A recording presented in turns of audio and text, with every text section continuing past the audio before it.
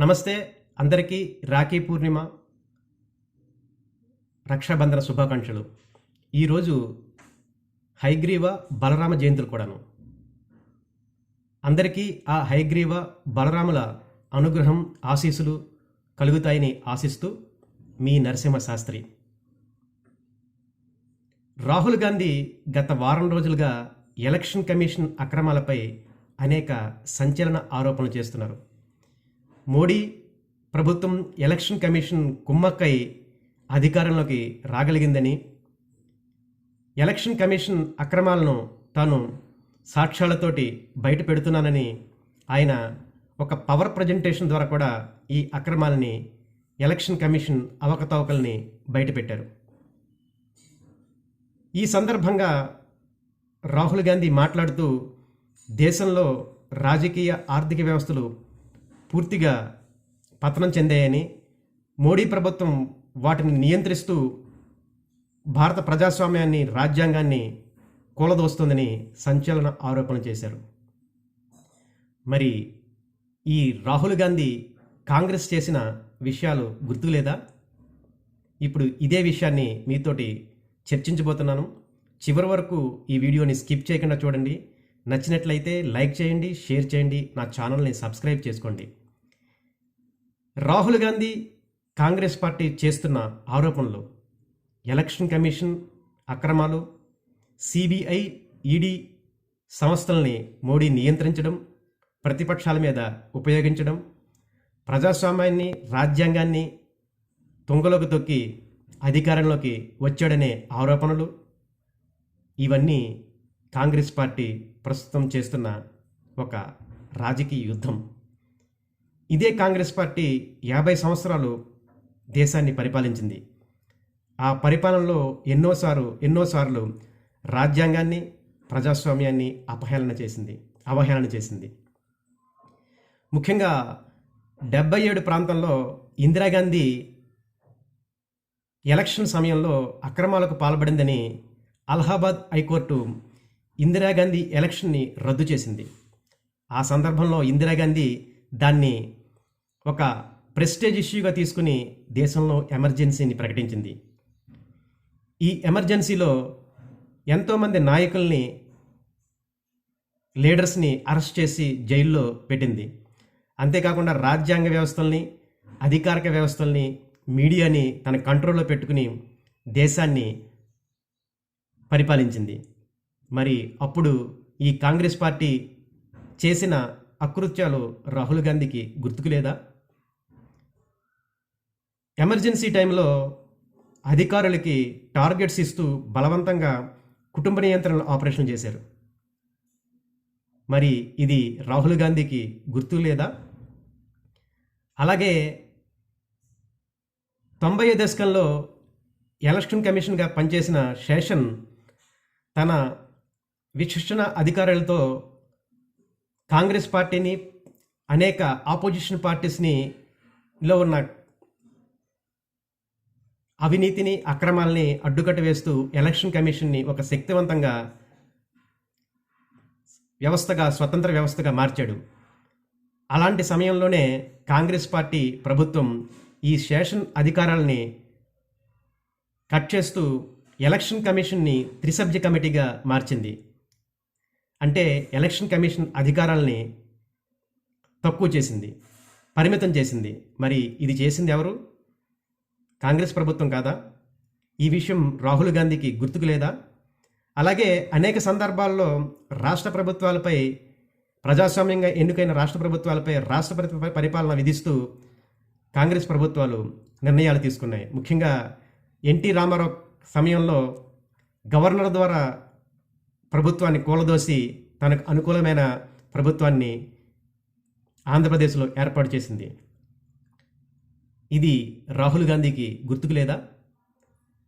అలాగే జగన్ కాంగ్రెస్ పార్టీ నాయకత్వాన్ని ఎదిరించి సొంతంగా పార్టీ పెట్టినప్పుడు అదే జగన్పై సిబిఐ, ఈడీ సంస్థలని ఉసుగొలిపి జగన్ని అరెస్ట్ చేయలేదా? ఈ విషయం రాహుల్ గాంధీకి గుర్తుకు లేదా? ఇన్ని విషయాలు, ఇన్ని ప్రజాస్వామ్య అపహాస్యాలు కాంగ్రెస్ ప్రభుత్వాల్లో జరిగితే మరి ఇప్పుడు రాహుల్ గాంధీ ఎందుకు శుద్ధపూసల ఆనిముత్యంలా మాట్లాడుతున్నాడు అంటే అతనికి అధికారం లేదు, ఖాళీగా ఉన్నాడు. ఇప్పుడు అధికారంలోకి రావాలన్నా, కాంగ్రెస్ పార్టీని ఒక గాడిలో పెట్టాలన్నా ఇలాంటి సంచలనాలు కావాలి. అందుకోసమే రాహుల్ గాంధీ ఈ ఎలక్షన్ కమిషన్ డ్రామాని తెరమీకి తెచ్చాడు. అయితే మరి బీజేపీ నరేంద్ర మోడీ ప్రభుత్వం 100% కరెక్టా, దానికి క్లీన్ సర్టిఫికేట్ ఇవ్వచ్చా అని నేను చెప్పడం లేదు. ఎందుచేతనంటే బీజేపీ ప్రభుత్వం, నరేంద్ర మోడీ ప్రభుత్వం అనేక అవకతవకల్ని, అనేక రాజ్యాంగ వ్యవస్థల్ని అదుపులో పెట్టుకుని ప్రతిపక్షాలని టార్గెట్ చేయడం మనం చూస్తూనే ఉన్నాం. నరేంద్ర మోడీ కాలంలో సిబిఐ, ఈడీ సంస్థలు ప్రతిపక్ష నాయకులకు వ్యతిరేకంగా పనిచేస్తూ వాళ్ళని అరెస్ట్ చేస్తున్నాయి. అదే వారు బీజేపీలోకి జాయిన్ అయినట్లయితే అదే ఈడీ, సిబిఐ సంస్థలు మౌనంగా ఉంటున్నాయి. ఇవన్నీ నరేంద్ర మోడీ చేస్తున్న తప్పులే. అయినా భారతదేశంలోని 70% ప్రజలు, ఇంకా మాటకొస్తే ప్రపంచంలోనే 70% మంది ప్రజలు భారతదేశాన్ని, నరేంద్ర మోడీని ఒక నాయకుడిగా ఆరాధిస్తున్నాయి. 3 సార్లు భారతదేశంలో నరేంద్ర మోడీ ప్రైమ్ మినిస్టర్గా అవ్వగలిగాడు. ఎంత ఎలక్షన్ కమిషన్ మేనేజ్ చేసిన ఒక వ్యక్తి ఇలా నాయకుడిగా అటు గుజరాత్ ప్రభుత్వంలో ఉన్నప్పుడు, తర్వాత ప్రైమ్ మినిస్టర్ అయినప్పుడు అధికారాన్ని చలాయించడం, దేశాన్ని పాలించడం సాధ్యం కాదు. ఇది ప్రజల మద్దతుతోనే సాధ్యమవుతుంది. భారతదేశంలో మిడిల్ క్లాస్, అనేక వెనుకబడిన వర్గాలు బీజేపీ, నరేంద్ర మోడీ నాయకత్వాన్ని మద్దతు పలుకుతున్నాయి. ఇలా ఎందుకు జరిగింది అంటే భారతదేశంలో నరేంద్ర మోడీ అధికారంలోకి వచ్చేటప్పుడు భారత ఆర్థిక వ్యవస్థ 10వ స్థానంలో ఉంది. దానిని ఇప్పుడు 4వ స్థానంలోకి తేగలిగాడు. ఇది నరేంద్ర మోడీ విజయం. అలాగే బ్యాంక్ అకౌంట్ ఓపెన్ చేయాలంటే ఒక పెద్ద ప్రహసనంగా ఉన్న రోజుల నుంచి ఈరోజు ప్రతి ఒక్కరికి ధనజన్ ఖాతాల ద్వారా బ్యాంక్ అకౌంట్లు ఓపెన్ చేశాడు. దాని ద్వారా సబ్సిడీలు నగదు రూపంలో అకౌంట్లో జమ అయ్యేలా కరప్షన్కి ఎటువంటి ఇబ్బందులు లేకుండా ఈ పథకాన్ని అమల్లోకి తెచ్చాడు. ధనజన్ ఖాతాల ద్వారా రేషన్ సబ్సిడీల్ని డైరెక్ట్గా ప్రజల అకౌంట్లోకి వేయగలుగుతున్నాడు. ఇది నరేంద్ర మోడీ విజయం.